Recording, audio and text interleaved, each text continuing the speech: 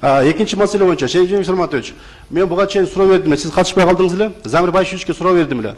Мына эски жибек комбинаты азыркы Татан соода борбору жери дагы 10 гектардан ашуун мыйзамсыз сатылып кеткен экен. Эми баягы өткөзүп алганда, ошол боюнча мэрия тараптан баягы иликтөө иштери жүрүп атат, күчөргөндөр тараптан иликтөө иштери жүрүп атат деген. Менин максатым шаардагы баягы чоң жерлерди, баягы гектарлаган жерлерди мыйзамсыз сатылып кетсе, кайра мэриянын балансына кайтаруу болуп атат да. Ошол боюнча да маалымат берип коюңчу. Замирбек Байшевич айтты эле, ошонун тагдыры эмне болуп атат азыркы күндө?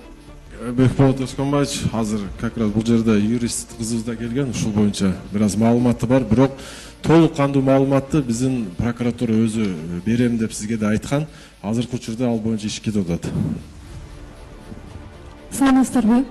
Татан боюнча эң алгачкы первичка документи куәлик болуп эсептелгендиктен, ал куәлик 1998-жылы кабылган куәлик, Фуги тарабынан берилген куәлик, 2025-жылы июнь айында ошол Улуттук административдик соту тарабынан жокко чыгарылды.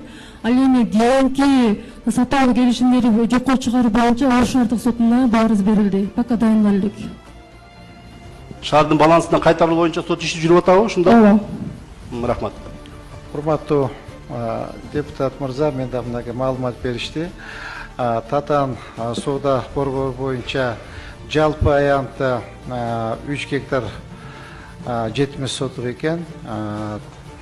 1998 жылы мамлекеттик мүлк фонду тарабынан негизинде алынган экен.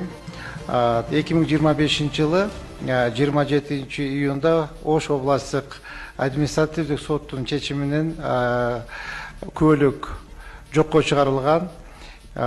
Сатып алуу келишимдери шаардык сотко берилген. Азыркы ээлери АО Нуромат, Хуан Зянсу Хун деген кытайлык фирма экен. Бул боюнча Айзада тиги эме сот иштери жүрүп атат бул боюнча? Сот иши жүрүп атат, эми дайындалат. Дайындалгандан кийин соттун жыйынтыгы менен кошумча маалымат берилет.